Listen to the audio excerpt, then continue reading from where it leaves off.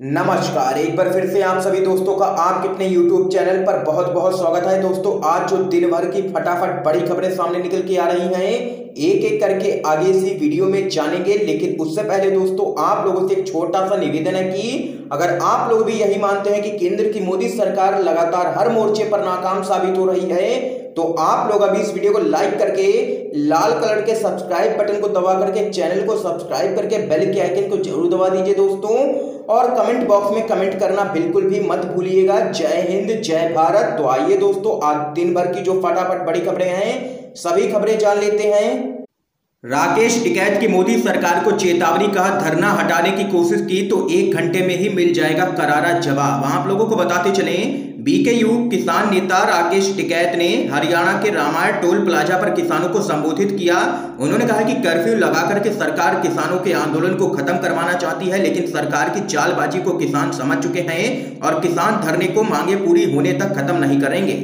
टिकैत ने कहा है कि सरकार पिछले 4 दिनों से क्लीन दिल्ली की बात कर रही है, लेकिन सरकार ने किसानों को अगर छेड़ने की कोशिश की तो 1 घंटे के अंदर ही करारा जवाब केंद्र सरकार को मिल जाएगा। तो वहीं किसानों को संबोधित करते हुए उन्होंने किसानों में जोश भरते हुए कहा कि सरकार किसानों के सबसे बड़े आंदोलन को कुचलने के लिए सभी हथकंडे अपना रही है। उन्होंने कहा कि किसान पूरी तरह से एकजुट हैं और सरकार की तरकीबों को पूरी तरीके से समझते हैं। ये यहाँ पर 2 टूक कहना है राकेश टिकैत का, और देख सकते हैं केंद्र सरकार को चेतावनी दे डाली है। दोस्तों, अगर आप लोग भी खुल करके किसान आंदोलन का समर्थन करते हैं और किसानों के समर्थन में खड़े हैं तो अभी इस वीडियो को लाइक कीजिए, अपना समर्थन दर्ज करवाइए। अगली बड़ी खबर आप लोगों को बताते चलें। दिल्ली गंगाराम हॉस्पिटल में ऑक्सीजन संकट, 25 लोगों की हुई मौत। तो पप्पू यादव बोले, बेशरम प्रधानमंत्री तुरंत इस्तीफा दें। आप लोगों को बताते चलें, देश में कोरोना के कारण तो लोग मर ही रहे हैं, लेकिन खराब स्वास्थ्य व्यवस्था के कारण भी मासूमों की जान लगातार जा रही है। वो लोग भी दम तोड़ रहे हैं जिन्हें ऑक्सीजन और दवाइयों के जरिए बचाया जा सकता था। दिल्ली के सर गंगाराम अस्पताल में 24 घंटों के भीतर ऑक्सीजन के कम प्रेशर के कारण 25 बेहद ही गंभीर मरीजों की मौत हो गई है। तो वहीं खबर के अनुसार आप लोगों को बताते चलें, अस्पताल ने बयान जारी कर कहा है कि एक बड़े संकट की संभावना है और 60 बीमार मरीजों की जान खतरे में है। अर्जेंट मदद चाहिए, लेकिन कोई भी सरकार मदद नहीं कर रही है। सीधे तौर पर देख सकते हैं यहाँ पर आरोप लगाया है अस्पताल ने केंद्र सरकार पर। तो वहीं इससे पहले दिल्ली हाई कोर्ट ने सरकार को फटकार लगाते हुए कहा था कि भीख मांगिए, उधार मांगिए, चोरी कीजिए, लेकिन अस्पतालों तक ऑक्सीजन पहुंचनी चाहिए। हम ऑक्सीजन की कमी के चलते लोगों को मरता हुआ नहीं देख सकते हैं। तो वहीं दिल्ली में बन रहे इस हालात और सर गंगाराम अस्पताल में हुई इस घटना पर प्रतिक्रिया देते हुए पूर्व लोकसभा सांसद पप्पू यादव ने कहा है कि सर गंगाराम हॉस्पिटल दिल्ली में 25 मरीज ऑक्सीजन के बिना ही मर गए, 60 और मरीज की जान दांव पर लगी है। जो ऑक्सीजन ना दे सके उसे 1 सेकंड पीएम रहने का क्या हक है। बेशरम विश्वगुरु बनाने चले थे, देश को लाशों की ढेर में बदल दिया। क्या मैं उन सबका जीवन बचा पाता? ये यहाँ पर दोस्तों देख सकते हैं कि सबसे पहले मुख्यमंत्री ममता बनर्जी ने इस्तीफा मांगा पीएम मोदी का, और अब यहाँ पर पप्पू यादव भी इस्तीफा मांग रहे हैं प्रधानमंत्री मोदी का। अगली बड़ी खबर की तरफ चलते हैं। हमारे देश की कंपनियां वैक्सीन को आपदा में अवसर के तौर पर देख रही हैं, तो वहीं भारत को नो प्रॉफिट पर वैक्सीन देने की पेशकश। अमेरिकी कंपनी फाइजर का बड़ा ऐलान। जी हां दोस्तों, आप लोगों को बताते चलें, कोरोना महामारी के दौर में दुनिया भर में कोविड वैक्सीन की भारी डिमांड है। इस बीच अमेरिका की फार्मास्यूटिकल कंपनी फाइजर ने भारत सरकार को अपनी कोरोना वैक्सीन की आपूर्ति नॉट फॉर प्रॉफिट रेट पर करने की पेशकश की है, यानी कि लाभ रहित मूल्य पर वैक्सीन देने को कहा है अमेरिकी कंपनी फाइजर ने। तो वहीं दूसरी तरफ भारत की वैक्सीन निर्माता कंपनी है जो केंद्र सरकार को 150 में, राज्य सरकार को 400 में और निजी अस्पतालों को 600 रुपए में वैक्सीन देने की यहां पर रेट तय कर चुकी है। देख सकते हैं कि कितना अंतर है भारतीय कंपनी और अमेरिकी कंपनी में, इस बात से स्पष्ट हो जाता है। अगली बड़ी खबर की तरफ चलते हैं।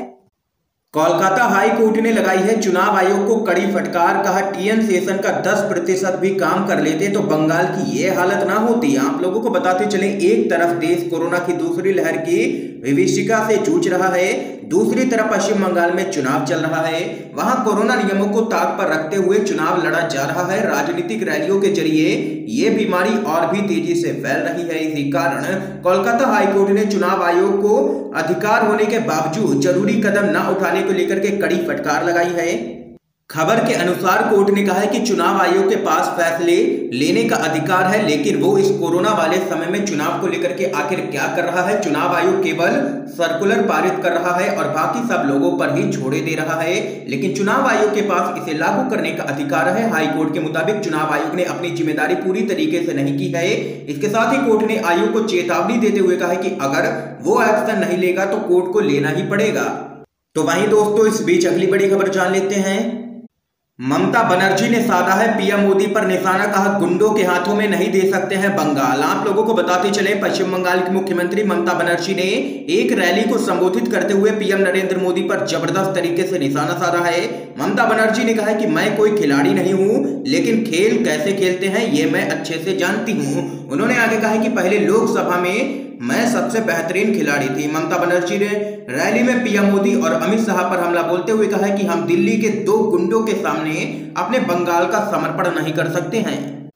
तो वहीं ममता बनर्जी ने देश में कोविड मामलों में तेजी से वृद्धि को लेकर के प्रधानमंत्री मोदी पर हमला तेज कर दिया है और इस स्थिति को मोदी निर्मित आपदा करार दिया है और प्रधानमंत्री से यहां पर इस्तीफे की मांग कर दी है पश्चिम बंगाल के मुख्यमंत्री ममता बनर्जी ने, क्योंकि उनका दो टूक कहना है ये मोदी निर्मित त्रासदी है और मोदी सरकार इस पर काबू पाने में पूरी तरीके से विफल साबित हुई है।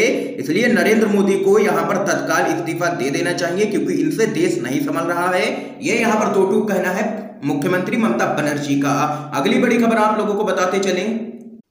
महामारी के बीच येदियुरप्पा सरकार की बेशर्मी, दिल्ली तक अखबारों में छपवाया विज्ञापन, किया है पीएम मोदी का गुणगान। आप लोगों को बताते चले क्या कुछ है पूरा मामला। पूरा देश जब कोरोना की दूसरी लहर से त्रस्त है, वैसे में सारी मानवीय संवेदनाओं को ताक पर रखते हुए कर्नाटक के मुख्यमंत्री बीएस येदियुरप्पा पीएम मोदी की चापलूसी में लगे हुए हैं। दिल्ली के सभी बड़े अखबारों के मुख्य पृष्ठ पर सीएम येदियुरप्पा की ओर से पीएम मोदी को यहां पर बधाई दी गई है। इसमें बेंगलुरु मेट्रो विस्तार के लिए पीएम मोदी का आभार प्रकट किया गया है। तो वहीं आप लोगों को बताते चले, इस खबर को शेयर करते हुए एक यूजर ने सोशल मीडिया पर कहा है कि इस भयंकर महामारी के बीच इस चापलूसी का मतलब आखिर क्या है। इस माहौल में इस भारी भरकम खर्चे वाले विज्ञापन को दिल्ली में छपवाने का आखिर मकसद क्या है।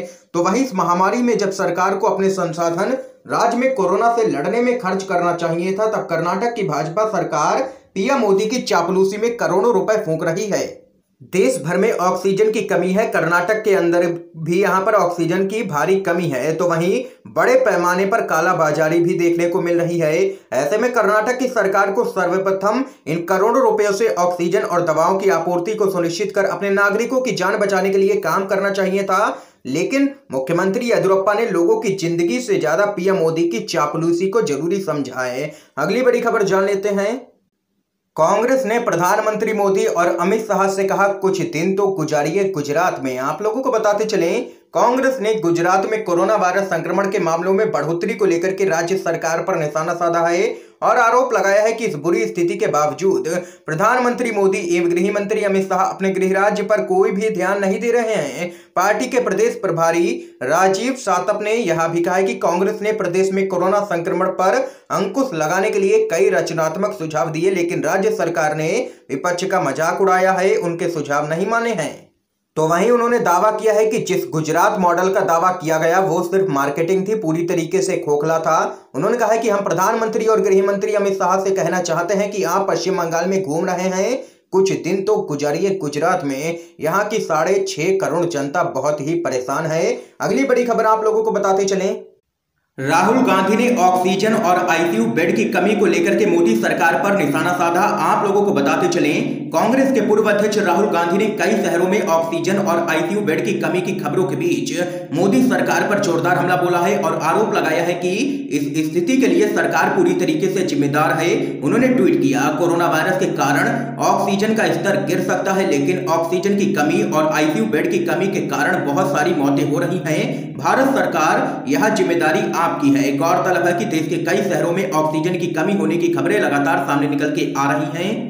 तो वहीं कांग्रेस के नेता राहुल गांधी ने आगे कहा है कि मैं राज्य सरकार और कांग्रेस कार्यकर्ताओं से अपील करता हूं कि वे सभी जरूरी मदद मुहैया करवाएं लोगों को और लोगों की मदद करें। ये यहां पर कहना है राहुल गांधी का। अगली बड़ी खबर की तरफ चलते हैं दोस्तों।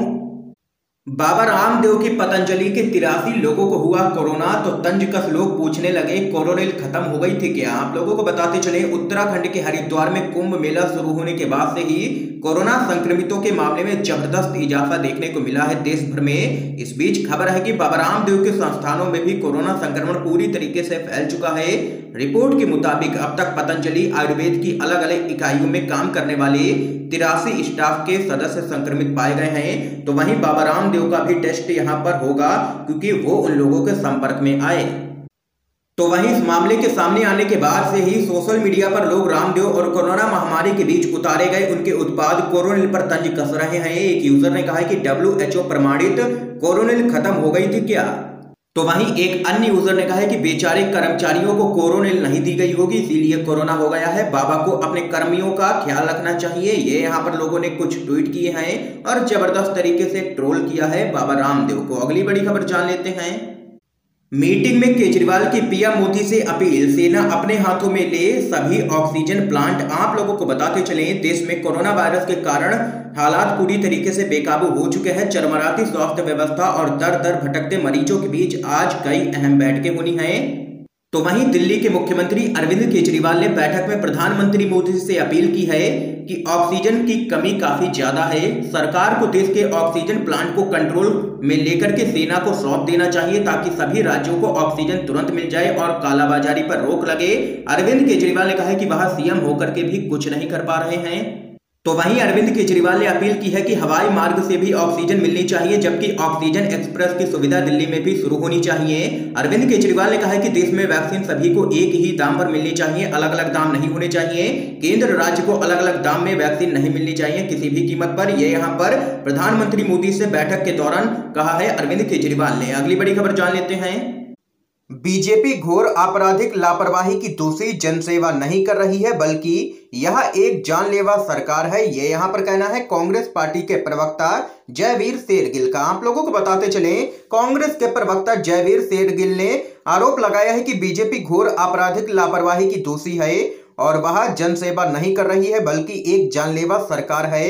जयवीर शेरगिल ने एक बयान में कहा है कि बीजेपी घोर आपराधिक लापरवाही की दोषी है। बढ़ती मामले, बढ़ती मौतें और ढहते हुए स्वास्थ्य इंफ्रा इस बात का सबूत है कि बीजेपी जनसेवा नहीं कर रही है, बल्कि यह जानलेवा सरकार है। इतिहास बीजेपी की जुमलेबाजी को कभी भी माफ नहीं करेगा।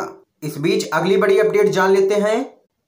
प्रशांत किशोर की पीएम मोदी से अपील। आप लोगों को बताते चले, चुनावी रणनीतिकार प्रशांत किशोर ने प्रधानमंत्री मोदी से अपील की है कि देशवासियों को ऑक्सीजन उपलब्ध करवाइए। उन्होंने कहा है कि लोग सांस नहीं ले पा रहे हैं, धैर्य खो रहे हैं, ऐसे में कैसे काम चलेगा। पिछले 3-4 दिनों से कोरोना के मरीजों की संख्या में लगातार इजाफा देखने को मिल रहा है। अस्पतालों में बेड कम पड़ रहे हैं, ऑक्सीजन की सप्लाई रोक सी गई है। बदहाल स्थिति के चलते कोरोना से मौतों की संख्या भी लगातार बढ़ रही है। लोग पूरी तरीके से बेबस हैं। टीके और ऑक्सीजन की कमी से हर तरफ खलबली मची हुई है। ये यहाँ पर कहना है प्रशांत किशोर का। अगली बड़ी खबर जान लेते हैं। राजस्थान की गहलोत सरकार ने बनाई रणनीति, निःशुल्क वैक्सीनेशन के लिए केंद्र सरकार पर बनाएंगे दबाव। आप लोगों को दोस्तों बताते चले, 18 वर्ष से अधिक आयु के लोगों का निःशुल्क कोरोना वैक्सीनेशन करने के लिए गहलोत सरकार मोदी सरकार पर दबाव बनाएगी। यह निर्णय मुख्यमंत्री अशोक गहलोत की अध्यक्षता में हुई कैबिनेट बैठक में लिया गया है। करीब 3 घंटे तक चली कैबिनेट की मैराथन बैठक में कोरोना का मुद्दा छाया रहा। इसमें ऑक्सीजन और दवाइयों की कमी पर भी चर्चा की गई है। तो वहीं दोस्तों इस बीच अगली बड़ी खबर आप लोगों को बताते चलें। बंगाल चुनाव पर चुनाव आयोग की रिवाइज गाइडलाइंस, रोड शो पर प्रतिबंध, रैली में सिर्फ 500 लोगों को ही इजाजत। आप लोगों को बताते चले, चुनाव आयोग अब सो के जागा है। जब पश्चिम बंगाल के अंदर 6 चरणों के मतदान संपन्न हो चुके हैं, पश्चिम बंगाल विधानसभा चुनाव पर भी कोरोना वायरस महामारी का खतरा अब पूरी तरीके से मंडरा रहा है, जिसको देखते हुए चुनाव आयोग अब यहाँ पर जागा है। चुनाव आयोग ने विधानसभा चुनाव के अपने दिशा निर्देशों में संशोधन किया है, जिसके तहत अब राज्य में किसी भी तरह के रोड शो और बाइक रैली को अनुमति नहीं दी जाएगी। ये सब चुनाव आयोग ने तब किया है जब यहां पर कोलकाता हाई कोर्ट ने कड़ी फटकार लगाई है चुनाव आयोग को और नाकारा करार दिया है। ये यहाँ पर दोस्तों आज की तमाम बेहद बड़ी खबरें सामने निकल के आई हैं, जो हमने आप लोगों तक पहुंचाई हैं UNVDV के माध्यम से। अगर आप लोगों को ये वीडियो पसंद आया हो तो वीडियो को लाइक करना बिल्कुल भी मत भूलिएगा। चैनल को सब्सक्राइब करके बेल के आइकन को जरूर दबाइएगा दोस्तों, और वीडियो को ज्यादा से ज्यादा अपने सभी दोस्तों तक पहुंचाइएगा। वीडियो को शेयर कीजिए ताकि आप सभी के दोस्त भी इन खबरों को जान सकें। वीडियो देखने के लिए दोस्तों आप सभी का बहुत बहुत धन्यवाद। जय हिंद, जय भारत।